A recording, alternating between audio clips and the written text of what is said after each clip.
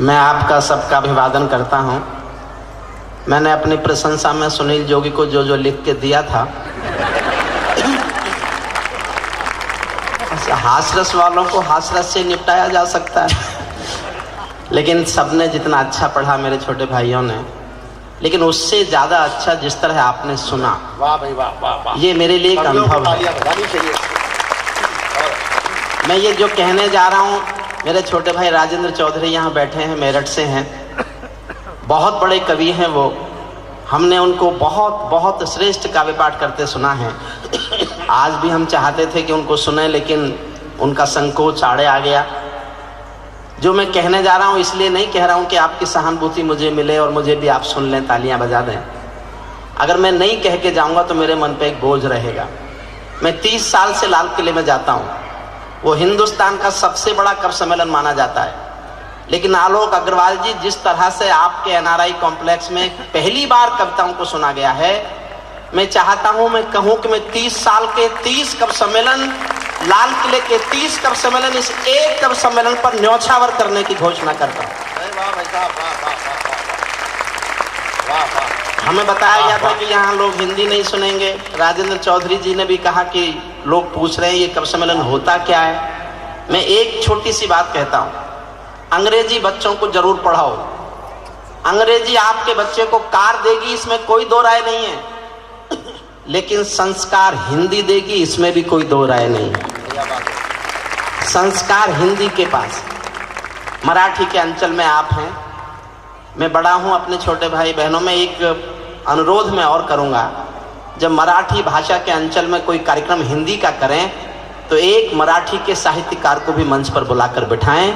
ये दोनों भाषाएं साथ बैठेंगी तो दोनों भाषाओं का मेल देश की जनता तक जाएगा और फिर कोई दूसरा स्वर सुनाई नहीं देगा देश को। ये एक ही स्वर सुनाई देगा कि भाषाओं में कभी झगड़े नहीं हुआ करते। बहुत बहुत धन्यवाद, आपने बहुत मन से कविताएं सुनी। स्वागत, बहुत बढ़िया। मुझे जिम्मेदारी सौंपी थी आलोक जी ने, मैंने चुनाव किया जो मुझे उचित लगा। अगर आपको ऐसा लगा हो कि मेरा चुनाव ठीक था, बहुत बहुत धन्यवाद आपका। बहुत बहुत सब तरह की रचनाएं पढ़ी गई, हास्य भी पढ़ा गया। मेरा छोटा भाई अशोक चारण जब पढ़ रहा था मुझे बहुत खुशी हो रही थी, इसलिए कि और तो और विधा के लोग हैं, मेरी विधा का वही अकेला था। और मेरा तभी मन कर रहा था कि मैं उठ के कहूँ कि अभी कम सीन उम्र इसकी, अभी 6-7 फीट का है, हमारी उम्र में सबको कुतुब मीनार दिखेगा। मैं दुआएं देता हूं कि ओज का एक प्रखर स्वर देश में बने और मेरी विधा दिनकर की परंपरा जीवित रहे। आज विजय दिवस है। आज्ञा हो तो मैं भी छेड़ूं वीणा की झंकार व भय, आज्ञा हो तो मैं भी छेड़ूं वीणा की झंकार व भय, और समय से कह दूं झूमे गाए मेघ मल्हार व भय। मुझको मां शक्ति ने दी है प्राणों में हुंकार व भय, और विधाता ने सौंपी है अधरों को ललकार व भय। मैं तो मां वीणा पानी से केवल ज्ञान मांगता हूँ, जनगण मन की पीड़ा गाने का वरदान मांगता हूँ, जनगण मन की पीड़ा गाने का। थोड़ा सा वॉल्यूम और बढ़ा लें। माइक सिस्टम बहुत बढ़िया, साउंड सिस्टम बहुत बहुत बहुत बढ़िया है। हम बधाई देते हैं साउंड सिस्टम वालों को भी। मेरा थोड़ा सा गला इन दिनों खराब है, आप साउंड सिस्टम की भी प्रशंसा करता हूँ। देखिए, इन्होंने हास्य रस पढ़ा, मैं इनके साथ रहता हूँ तो मुझ पर भी कुछ बुरा असर पड़ गया। हास्य मेरी विधा नहीं है। मैंने कहीं सुना कि एक व्यवस्था क्या है देश की शिक्षा की, एनआरआई भी समझ ले और देश भी समझ ले। एक स्कूल का इंस्पेक्टर स्कूल में दौरा करने आया और क्लास में बच्चे को खड़ा करके पूछा, बताओ देश का प्रधानमंत्री कौन है? बच्चा बोला रामलाल।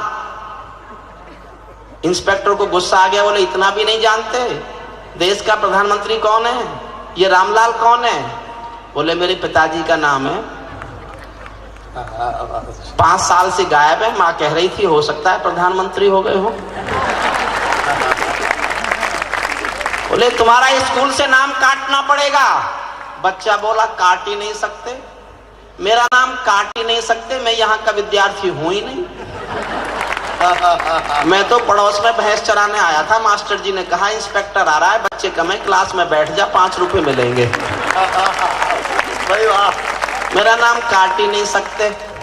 इंस्पेक्टर को और गुस्सा आ गया, वो सीधा टीचर के पास गया। उसने कहा कि बच्चों को प्रधानमंत्री का नाम नहीं पता, वो बच्चे नकली। टीचर बोला किससे कह रहे हो? असली मैं भी नहीं हूं, असली मेरे पिताजी हैं। आज मुकदमे की तारीख थी, मुझसे कह गए थे इंस्पेक्टर आएगा तू चला जा। अब इंस्पेक्टर का और गुस्सा बढ़ा, वो प्रिंसिपल के कमरे में गया, सीधा प्रिंसिपल के कमरे में। उसने कहा ये विद्यार्थी नकली, टीचर नकली। प्रिंसिपल साहब बोले साहब असली मैं भी नहीं हूं, असली मेरा भाई है। अगली बात समझना और तालियां बजाएं तो ऐसी बजाना कि हास्य रस वालों के कुछ पोस्टर उखड़े, ताकि इनको ऐसा ना लगे कि हास्य ज्यादा जमा। बोले साहब असली मैं भी नहीं हूं, असली मेरे भाई हैं। आज कुछ काम निकल आया, मुझसे कह गए थे इंस्पेक्टर आएगा 10,000 रुपए दे देना, चुपचाप दस्तखत करके चला जाएगा। तालियों की बात ये नहीं थी, तालियों की अगली बात है। समर्थन चाहता हूं। इंस्पेक्टर ने 10,000 रुपए जेब में रखे और बोला वो तो मैं हूं जो केवल 10,000 में मान रहा हूं, अगर असली इंस्पेक्टर आ जाता तो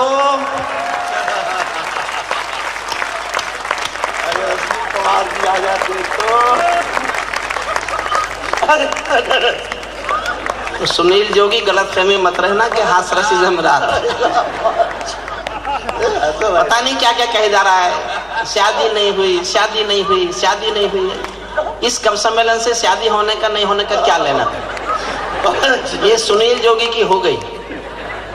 अच्छा अगर शादी इस जैसे की हो गई तो कोई इतना बड़ा काम तो है नहीं कि ये हो नहीं सकता था।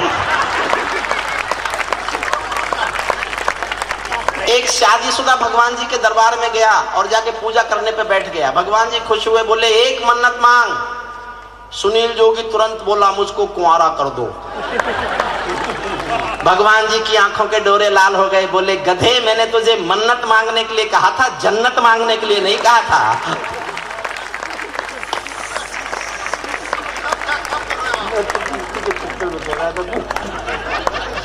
सुनील जोगी तुम जिस चक्कर में कह रहे थे तुम्हारे सब चक्कर में निकाल सकता, लेकिन आप लोग समझेंगे कि छोटे भाइयों पे हमला कर दिया।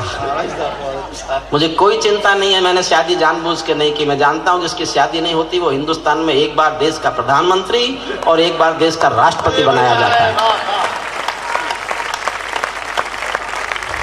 ये छोटा सा काम है, सब कर लेते हैं इसको।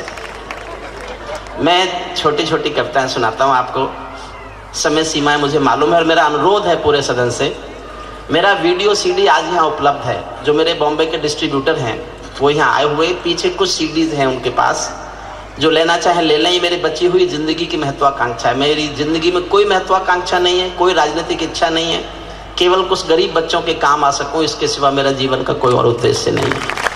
इसीलिए कविताएं पढ़ता हूँ, इसीलिए पैसे कमाता हूँ। पीछे वीडियो सीडी है मेरी, उसमें मेरी कुछ नई कविताएं हैं, आपको मिल जाएंगी, बाद में ले सकते हैं। हम बहुत आभारी हैं पुलिस कमिश्नर साहब के, पूर्व कमिश्नर साहब त्यागी जी के, हमारे न्यायमूर्ति महोदय के, मेरे छोटे भाई राजेंद्र चौधरी के, बहुत बहुत सबके आभारी हैं। मेरा अनुरोध यह है कि मेरे कविता पाठ के बाद इस कार्यक्रम के लिए जिन लोगों ने मदद की है, जो लोग हमारे स्पॉन्सर्स हैं, जिन लोगों ने प्रायोजन किया है, जो प्रायोजक हैं, पुलिस कमिश्नर साहब के हाथों से उनका सम्मान होगा। इसलिए थोड़ी देर बैठे रहिएगा सब। मैं कविता सुनाता हूँ, एक सुनाऊंगा, दो सुनाऊंगा, तीन सुनाऊंगा, छोटी छोटी सुनाऊंगा, अलग अलग रंग की कविता। पहली एक कविता सुन लीजिए, उसके बाद एक ऐसी कविता सुनाऊंगा जो इन हास्यरस वालों के काम आएगी, और अंत में करूंगा अपनी करगिल के शहीदों के प्रति एक श्रद्धांजलि वाली कविता से, क्योंकि विजय दिवस से अच्छा दिन, मेरे छोटे भाई ने भी कहा, अशोक चारण ने। जो लोग बीच में घूम रहे हैं थोड़ी देर बैठ जाए, देखिए थोड़ा समय और बचा है बस, उसका हम उपयोग करना चाहते हैं। और फिर सबसे अच्छी कविता भोजन होती है, भोजन से अच्छी दुनिया में अभी कोई कविता नहीं लिखी गई, कुछ नहीं लिखी गई। मैं भी गीत सुना सकता हूँ शबनम के अभिनंदन के, मैं भी गीत सुना सकता हूँ शबनम के अभिनंदन के, मैं भी ताज पहन सकता हूँ नंदन वन के चंदन के, लेकिन जब तक पगडंडी से संसद तक कोलाहल है तब तक केवल गीत लिखूंगा जनगण मन के क्रंदन के, लेकिन तब तक गीत लिखूंगा जनगण मन के क्रंदन के। जब पंछी के पंखों पर हो पहरे बम के गोली के, जब पंछी के पंखों पर हो पहरे बम के गोली के, जब पिंजरे में कैद पड़े हो सुर कोयल की बोली के, जब धरती के दाम दामन पर हो दाग लहू की होली के, कोई कैसे गीत सुना दे बिलिया कुमकुम रोली के, कोई कैसे गीत सुना दे बिलिया कुमकुम रोली के। मैं झोपड़ियों का चारण हूँ आंसू गाने आया हूँ, मैं झोपड़ियों का चारण हूँ आंसू गाने आया हूँ। घायल भारत माता की तस्वीर दिखाने लाया हूँ, घायल भारत माता की तस्वीर दिखा। कुछ चित्र दिखाता हूँ, बस 2-3 चित्र दिखाऊंगा, एक एक चित्र देखिएगा। कहाँ बनेंगे मंदिर मस्जिद, कहाँ बनेगी राजधानी। पुलिस कमिश्नर साहब, इस देश की सबसे बड़ी समस्या आतंकवाद नहीं है, नहीं है आतंकवाद समस्या। जिस दिन सरदार पटेल जैसा कोई व्यक्ति देश का प्रधानमंत्री बनेगा, 24 घंटे में आतंकवाद पर काबू पा लिया जाएगा, केवल 24 घंटे में। देश की समस्या भूख है, देश की समस्या गरीबी है, देश की समस्या, योजना आयोग कहता है कि 22 रुपए में गांव का आदमी अपना जीवन काट सकता है। 22 रुपए कमा ले तो वो गरीब नहीं है। 22 रुपए। मैंने 542 एमपीओ को चिट्ठी लिखी है कि एक दिन 22 रुपए में जी के दिखाओ, जियो एक दिन 22 रुपए में तुम। वाह वाह वाह वाह। पता चलेगा गरीब आदमी का दर्द क्या होता है। कहाँ बनेंगे मंदिर मस्जिद, कहाँ बनेगी राजधानी। मंडल और कमंडल पी गए सबकी आंखों का पानी। प्यार सिखाने वाले बसते मजहब के स्कूल गए, इस दुर्घटना में हम अपना देश बनाना भूल गए। कहीं बमों की गर्म हवा है और कहीं त्रिशूल जले, सौन चिड़ैया सोली टंग गई पंछी गाना भूल चले। आँख खुली तो पूरा भारत नाखूनों से त्रस्त मिला, जिसको जिम्मेदारी दी वो घर भरने में व्यस्त मिला, जिसको जिम्मेदारी दी वो घर भरने में व्यस्त मिला। क्या यही सपना देखा था भगत सिंह की फांसी ने, जागो राजघाट के गांधी तुम्हें जगाने आया हूँ। घायल भारत माता की तस्वीर दिखाने लाया हूँ, घायल भारत माता की तस्वीर। एक चित्र और दिखाता हूँ, न्यायमूर्ति जी को समर्पित करता हूँ। छठी पंक्ति पर समर्थन मांगता हूँ, पूरी 6 पंक्ति सुन लेना, और छठी पंक्ति आपके दिल में तीर की जगह चुभे जाके तो आक्रोश की तालियां उठाना। पूरे सदन से अनुरोध करता हूं, मंच से भी अनुरोध करता हूं, स्वागत है। मंच भी ताली बजाए, क्योंकि मैंने इनकी कविताओं पर खूब तालियां बजाई हैं। बहुत अच्छा, बढ़िया बजानी पड़ी। अशोक सुंदरानी जी के जूते तक पे ताली बजाई है। बहुत अच्छा। छठी पंक्ति पर ध्यान चाहता हूं, आक्रोश चाहता हूं आपका, जोरदार तालियों का एक आकाश भर तालियां देना। एक चित्र देखिएगा। अंधकारों में समा गए जो तूफानों के बीच जले, अंधकारों में समा गए जो तूफानों के बीच जले। मंजिल उनको मिली कभी जो 4 कदम भी नहीं चले। क्रांति कथानक कौन पड़े हैं गुमनामी की बाहों में, गुंडे तस्कर तने खड़े हैं राजमहल की राहों में। यहाँ शहीदों की पावन गाथाओं को अपमान मिला, डाकू ने खादी पहनी तो संसद में सम्मान मिला। डाकू ने खादी पहनी तो संसद में, डाकू ने खादी पहनी तो साहब, मैंने तो आपकी प्रशंसा कम की, आपकी प्रशंसा तो की नहीं जा सकती शब्दों में, मैं ऐसा मानता हूँ। जितने अच्छे लोग आप सुन रहे हैं, मैं बॉम्बे 30 साल से आ रहा हूँ, लेकिन यहाँ ये लगता नहीं कि ये पहली बार कब सम्मेलन हो रहा है। आलोक अग्रवाल जी, इस परंपरा को जारी रखिएगा। अगर अपने बच्चों को आप चाहते हैं कि हिंदी से जुड़ें, हिंदी से प्यार करें, तो 1 साल में 1 बार इस परंपरा को बनाए रखिएगा। संपन्न लोग हैं, आपके लिए मुश्किल नहीं है। ज्यादा महंगे लगे तो कुछ सस्ते वाले भेज देंगे, लेकिन इस परंपरा को मत तोड़िएगा। हम ये निवेदन करके जाते हैं आपसे। अंधकारों में समा गए जो तू, मैं केवल अभी तो इनका प्रभाव नष्ट कर रहा हूं जो आप पे डाल गए। मैंने कहा था थोड़े थोड़े कम जमना, सारे जम गए, और इतने जम गए कि सोचा होगा आज भाई साहब को परेशानी पैदा कर दो। देखो अशोक सुंदरानी, पांडवों ने अपने हथियार जब पेड़ पे टांग दिए थे तो उनको चलाने नहीं भूले थे। पेड़ जरूर हथियार पर थे, हथियार पेड़ पर जरूर थे, लेकिन चलाना नहीं भूले थे उनको। इसलिए मैं भी कुछ नहीं भूला उनको। डाकू ने खादी पहनी तो संसद में सम्मान मिला। राजनीति में लौह पुरुष जैसा सरदार नहीं मिलता, राजनीति में लौह पुरुष जैसा सरदार नहीं मिलता। लाल बहादुर जी जैसा कोई किरदार नहीं मिलता। अरे गहरे नथु खैरे तंत्री बनकर बैठे हैं। आपका हौसला देखना चाहता हूँ, कितना हौसला रखते हैं आप। अरे गहरे नथु खैरे तंत्री बनकर बैठे हैं, अरे गहरे नथु खैरे तंत्री बनकर बैठे हैं, जिनको जेलों में होना था मंत्री बनकर बैठे हैं, जिनको जेलों में होना था, बहुत ही बढ़िया, वाह वाह वाह, जिनको जेलों में होना था मंत्री बनकर बैठे हैं।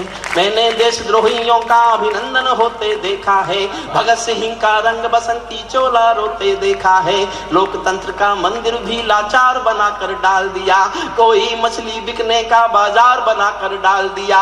अब जनता को संसद भी प्रपंच दिखाई देती है, नौटंकी करने वालों का मंच दिखाई देती है, नौटंकी करने वालों का मंच दिखाई।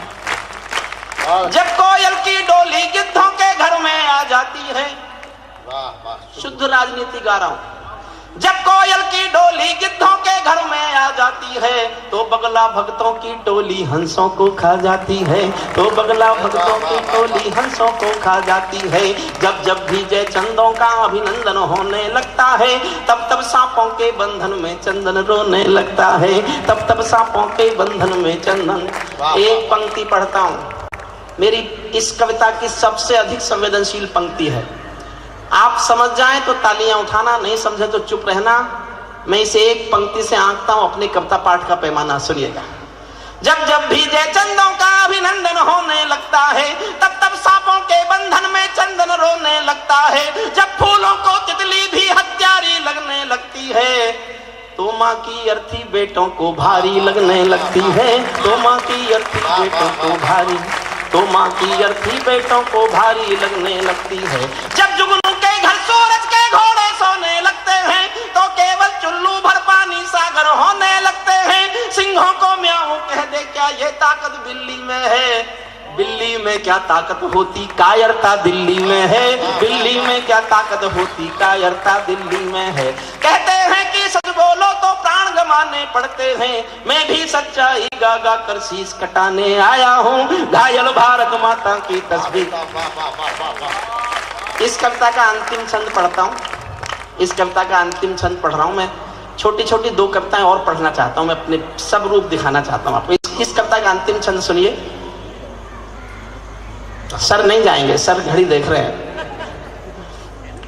आलोक जी आप चिंता नहीं करें, आपकी इच्छा पर आपके सब प्रायोजकों को पुरस्कार बांटकर मोमेंटो देकर सर जाएंगे, इतना तो हम मना लेंगे, आप चिंता मत कीजिए। आप सर नहीं मानेंगे तो उधर वाले कमिश्नर साहब से सिफारिश करा देंगे। स्वागत है, वो मेरे रिश्तेदार हैं सर, मैं उनसे सिफारिश करवा दूंगा आपसे थोड़ी सी। स्वागत है सर। अंतिम छंद सुनाता हूं। एक महाभारत में कथा आती है, आपने सबने सुनी होगी। एक राजा होता था शिशुपाल, वो श्री कृष्ण को जब देखो गाली देता रहता था, जब देखो श्री कृष्ण को गाली देके बोलता था। लोग पूछते थे कृष्ण जी से, इसकी गाली सुन के चुप क्यों रह जाते हैं आप? तो कृष्ण जी बताते थे कि ये मेरी बुआ जी का बेटा है, रिश्ते में भाई लगता है। और एक दिन मेरी बुआ जी ने मुझे खाना खिलाते हुए मुझसे वचन ले लिया कि मेरे इस बदतमीज बेटे की 99 गालियां माफ कर देना कृष्ण। तो मैं वचनबद्ध हूं, 99 गालियां माफ करूंगा। जिस दिन 100वीं गाली देगा उस दिन सजा मिलेगी। और महाभारत में लिखा है, जिस दिन शिशुपाल ने 100वीं गाली दी, भरे दरबार में सुदर्शन चक्र से शिशुपाल की गर्दन काट दी गई। मैं भी कुछ राजनीति के अपराध गिन रहा हूं। बहुत बढ़िया, वाह वाह वाह वाह वाह। बस आप समझ गए, मुझे कुछ नहीं समझाना, कुछ नहीं समझाना। मैं राजनीति के अपराध गिन रहा हूं और किस हद तक गिन रहा हूं सुनना। कोई कलाकारों के सर पर तलवार लटकाता है, कोई अंतिम छंद है, अंतिम छंद के प्यार से सुनिएगा।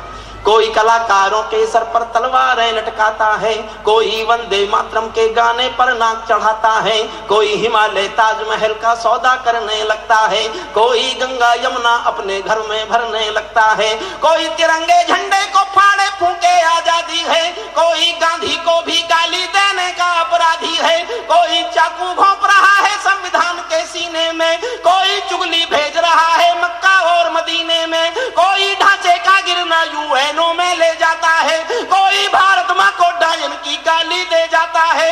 लेकिन 100 गाली होते ही शिशुपाल कट जाते हैं। तुम भी गाली गिनते रहना, जोड़ सिखाने आया हूँ, गायन भारत माता की।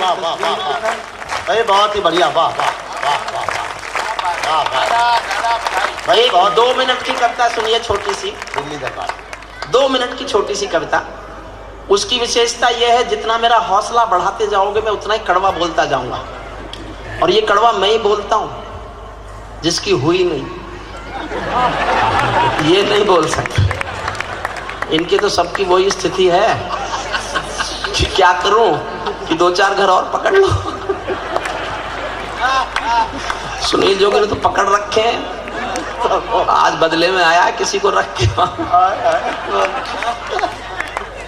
सुनील जोगी हमारा बहुत लाडला प्यारा, तेज भी, अशोक सुंदरानी भी, सबने बहुत अच्छा पढ़ा। जो लोग 2 बच्चे बीच में घूम रहे हैं, बेटा आप भी थोड़ी देर बैठ जाओगे। जितना हौसला बढ़ाओगे उतना कड़वा बोलूंगा। पहली पंक्ति से कविता पकड़ना। सहज सी पंक्ति है, हास्यरस के कवियों के साथ रहो तो बुरा असर पड़ गया। इनके साथ रहने के लिए संघर्ष में ये मुझे लिखनी पड़ी। होली पर हिंदी के हास्य कवि सम्मेलन होते हैं, तो कहते हैं आपके पास हास्य नहीं है तो आपको क्यों बुलाएं, होली पर तो हास्य सुनाओ। अब होली पे कलकत्ता में ज्यादा प्रोग्राम होते हैं, वहां भी NRI, वो भी अच्छा पैसा देते हैं। ये चले जाते थे, मैं रह जाता था। तो मैंने एक ऐसी कविता लिख ली कि जब ये रह जाते हैं मैं चला जाता हूँ। बहुत बढ़िया। पहली पंक्ति पकड़ लीजिएगा। मैं आपको 2 मिनट की कविता सुनाता हूँ, इसके बाद करगिल के शहीदों पर एक कविता सुनाऊंगा जो मेरे जीवन की सबसे अच्छी कविता है। अगर मैं उस कविता को बिना सुनाया गया तो मुझे लगेगा मैंने अपना धर्म का पालन नहीं किया। इस कविता को सुनिए, पहली पंक्ति पकड़ना। आओ आओ गाली गाली खेले दिल्ली के दरबार में। वाह, बढ़िया बात है भाई, वाह वाह। अच्छा, वहां कुछ और होता है क्या? वहां कुछ और होता ही नहीं। आओ गाली गाली खेलें दिल्ली के दरबार में, आओ कोल दलाली खेलें दिल्ली के दरबार में, घोटालों की खबरें पल पल दिल्ली के दरबार में, घोटालों की खबरें पल पल दिल्ली के दरबार में, मछली बाजारों सी हलचल दिल्ली के दरबार में, जात धर्म के पैगंबर है दिल्ली के दरबार में, जात धर्म के पैगंबर है दिल्ली के दरबार में, सब गांधी जी के बंदर हैं दिल्ली के दरबार में, सब गांधी जी के बंदर हैं दिल्ली, सब गांधी जी के बंदर हैं दिल्ली के दरबार में, साधु मुल्ला ग्रंथी का जी दिल्ली के दरबार में, सबका मजहब सौदेबाजी दिल्ली के दरबार में, सबने उल्टा पाठ किया है दिल्ली के दरबार में, 16 दूनी 8 किया है दिल्ली के दरबार में, कैसे है माँ तेरे लाल दिल्ली के दरबार में। 65 साल की डेमोक्रेसी एक पंक्ति में गा रहा हूं, एक पंक्ति में। आपके दिल में तीर सजा के चुभे तो तालियां उठाना एक एक व्यक्ति। कैसे है माँ तेरे लाल दिल्ली के दरबार में, कैसे है माँ तेरे लाल दिल्ली के दरबार में, सब लगते हैं नटवर लाल दिल्ली के दरबार, सब लगते हैं नटवर लाल, सब लगते हैं नटवर लाल दिल्ली के दरबार में, घोटाले सब गूढ़ मिलेंगे दिल्ली के दरबार में, किंग कर्तव्य विमूढ़ मिलेंगे दिल्ली के दरबार में, ढोंगी पाखंडों का दावा दिल्ली के दरबार में, कृपा देंगे निर्मल बाबा दिल्ली के दरबार, वाह वाह वाह, कृपा देंगे निर्मल बाबा। एक व्यक्ति गया निर्मल बाबा के पास, तो निर्मल बाबा ने पूछा कि हरिओम पवार के कब सम्मेलन में गए थे? बोले हाँ गए थे। बोले तालियां बजाई थी? बोले नहीं बजाई। बोले कृपा वहीं रुकी हुई है।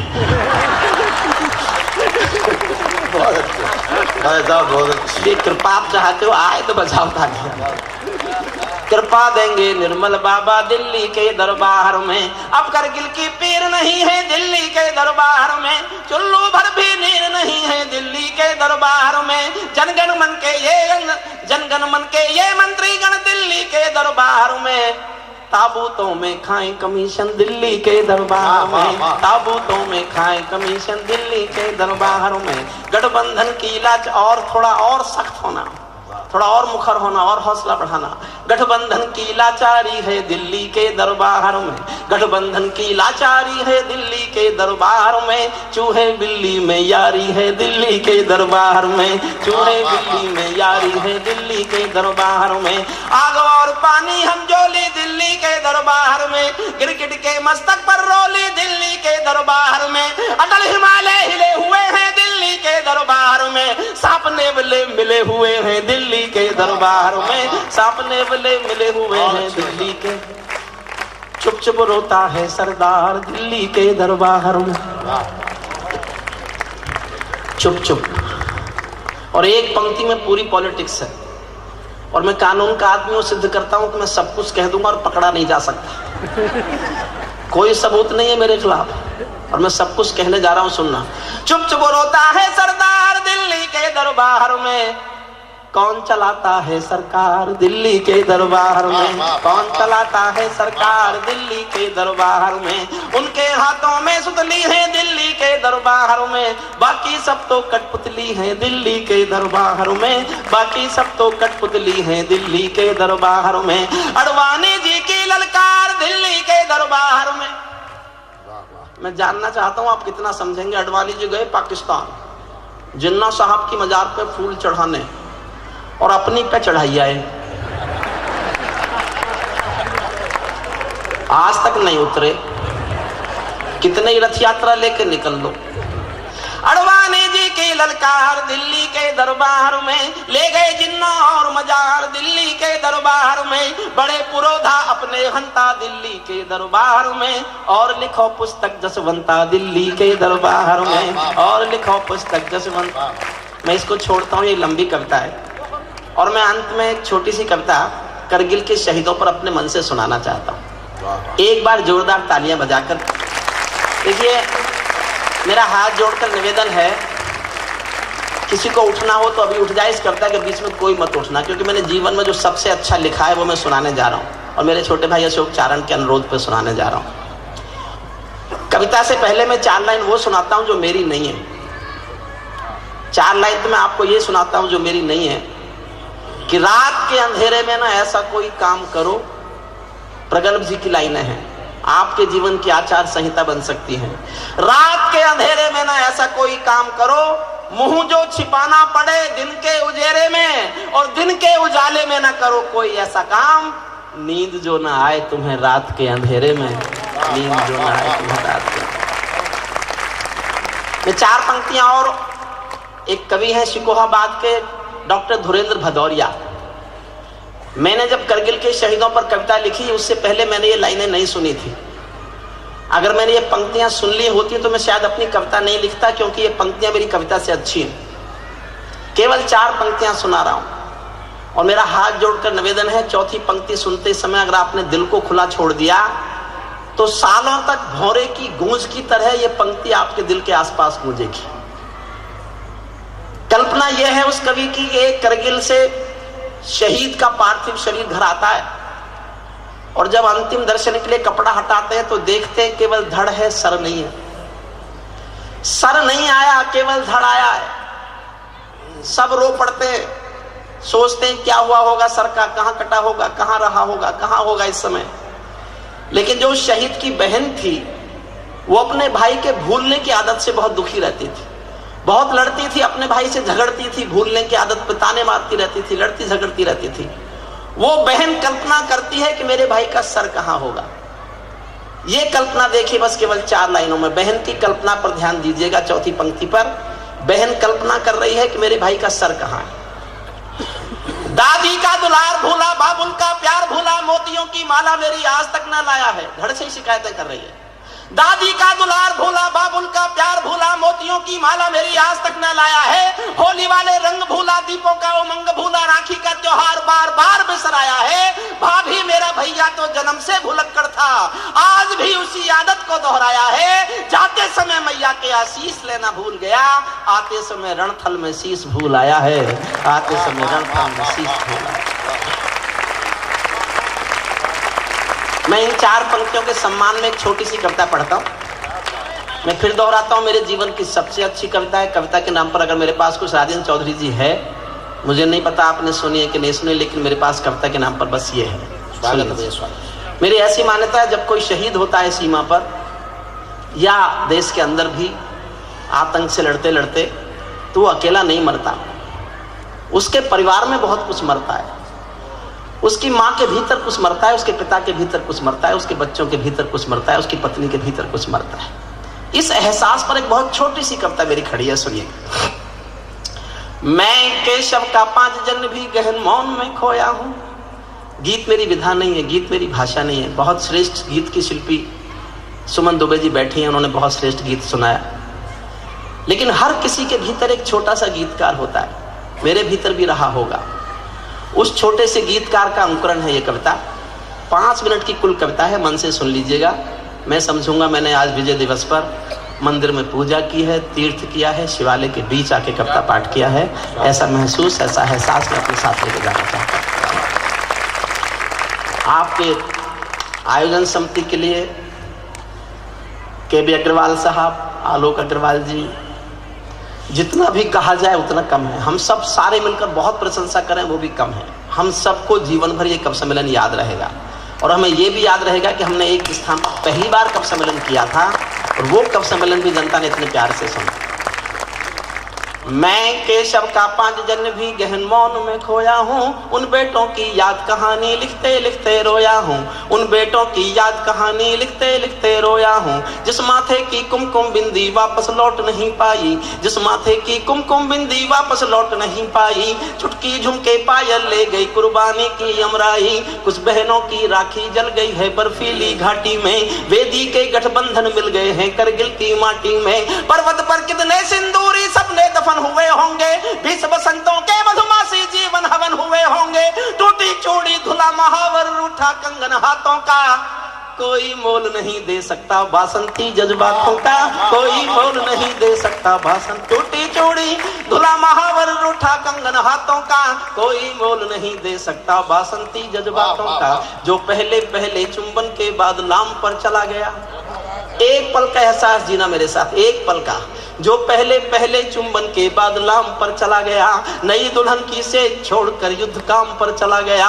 उनको भी मीठी नींदों की करवट याद रही होगी, उनको भी मीठी नींदों की करवट याद रही होगी। खुशबू में डूबी यादों की सलवट याद रही होगी, खुशबू में डूबी यादों की सलवट याद रही। वाह वाह। और यहाँ बैठे 1000 लोग, किसी को मेरा नाम याद रहे तो एक पंक्ति याद रखना। ये मेरा सूक्ष्म अहंकार नहीं है राजेंद्र चौधरी, मैं आज भी ऐसा मानता हूं मैंने जीवन में केवल एक पंक्ति अच्छी लिखी है। खुद को एक ही पंक्ति का कवि मानता हूं। मुझे दुआएं देना तालियों से, दुआएं देना मुझे प्यार से, हौसला बढ़ाना मेरा। मैंने ऐसी 2 पंक्तियां और लिख ली तो मैं कवि होने का भ्रम पालूंगा। अपने जीवन की सबसे अच्छी पंक्ति पढ़ता हूं, सुनना। उनको भी मीठी नींदों की करवट याद रही होगी, खुशबू में डूबी यादों की सलवट याद रही होगी।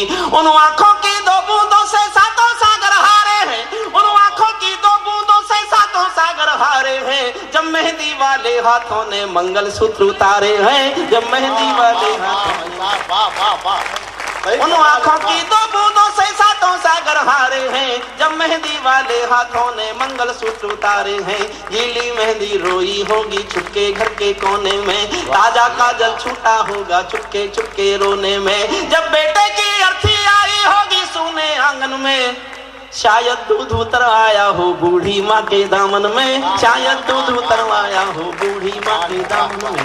वो विधवा पूरी दुनिया का, संसार में किसी भी मुल्क में किसी भी मजहब में स्त्री अर्थी को कंधा नहीं देती। संसार में कहीं भी परंपरा नहीं है। लेकिन राजस्थान में भरतपुर के पास एक गांव है अजान, ये कल्पना नहीं है, सत्य घटना है। एक बेटा शहीद हुआ वीरेंद्र सिंह। जब सेना उसका पार्थिव शरीर गांव में लेके आई तो उसकी पत्नी, जिसका नाम गायत्री देवी है, उसने गांव वालों की मर्जी के खिलाफ, सेना के अफसरों की मर्जी के खिलाफ शादी के दिन के कपड़े पहने और शमशान घाट तक अपने पति की अर्थी को कंधा दिया।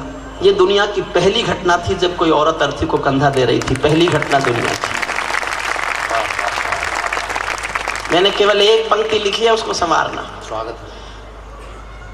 जब बेटे की अर्थी आई होगी सोने आंगन में, शायद दूध उतरवाया हो बूढ़ी माँ के दामन में। वो विधवा पूरी दुनिया का बोझा सर ले सकती है, वो विधवा पूरी दुनिया का बोझा सर ले सकती है। जो अपने पति की अर्थी को भी कंधा दे सकती है, जो अपने पति की अर्थी को भी कंधा दे सकती है। मैं ऐसी हर देवी के चरणों में सिर झुकाता हूँ, इसीलिए मैं कविता को हथियार बनाकर गाता हूँ, इसीलिए मैं कविता को हथियार बनाकर।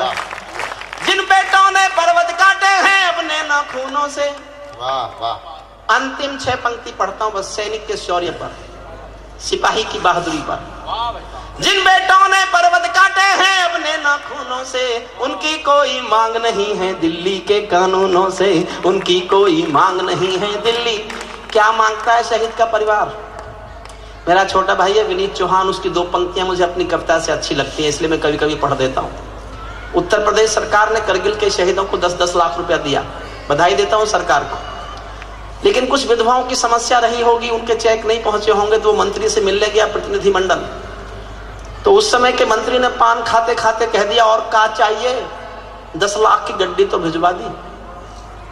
क्या सरकार घमंड में कहना चाहती है कि उसने 10 लाख देकर शहादत का मोल चुका दिया? क्या सरकार कहना चाहती है किसी मां के बेटे की कीमत है 10 लाख? 10 लाख देकर आपने जिम्मेदारी पूरी कर दी और आप समझते हैं कि 10 लाख जिम्मेदारी पूरी करने के लिए काफी है, तो लो मैं 20 लाख देता हूं तुम किस्मत के हेठों को, हिम्मत है तो मंत्री भेजे लड़ने अपने बेटों को। बहुत बढ़िया भाई साहब, वाह वाह। माफ करें न्यायमूर्ति जी, एक क्रिकेट में कोई छक्का लगाते तो 1 करोड़ का इनाम। मैं 1 करोड़ के इनाम के खिलाफ नहीं हूं साहब, लेकिन मैं कहने का अधिकार मांगता हूं, जिस हिंदुस्तान में एक मजदूर को 12 घंटे पसीना बहाने के बाद केवल 150 रुपए मजदूरी मिलती है, उस मुल्क में एक छक्के पर 1 करोड़ का इनाम मजदूर के पसीने का अपमान करता हुआ नजर आता है। बस मैं ये कहने का अधिकार चाहता हूं। जिन बेटों ने पर्वत काटे हैं अपने नाखूनों से, उनकी कोई मांग नहीं है दिल्ली के कानूनों से। जो सैनिक सीमा रेखा पर ध्रुव तारा बन जाता है, उस कुर्बानी के दीपक से सूरज भी शर्माता है। गरम दहानों पर तोपों के जो सीने अड़ जाते हैं, उनकी गाथा लिखने को अंबर छोटे पड़ जाते हैं। उनके लिए हिमालय कंधा देने को झुक जाता है, कुछ पल को सागर की लहरों का गर्जन रुक जाता है। उस सैनिक के शव का दर्शन तीर्थ जैसा होता है, चित्र शहीदों का मंदिर की मूरत जैसा होता है, चित्र शहीदों का मंदिर की मूरत। सच्चा है अपना प्यार तो क्या इस जहां का डर, गुलबन के गुलिस्ता वफा में फिर खिलेंगे हम। अब बिछड़ रहे हैं कोई रंज मत करो, फिर बाहर आएंगी तो फिर मिलेंगे हम। सितारों को आंखों में महफूज रख लो, बड़ी दूर तक रात ही रात होगी। मुसाफिर हो तुम भी, मुसाफिर हैं हम भी, इसी मोड़ पर फिर मुलाकात होगी।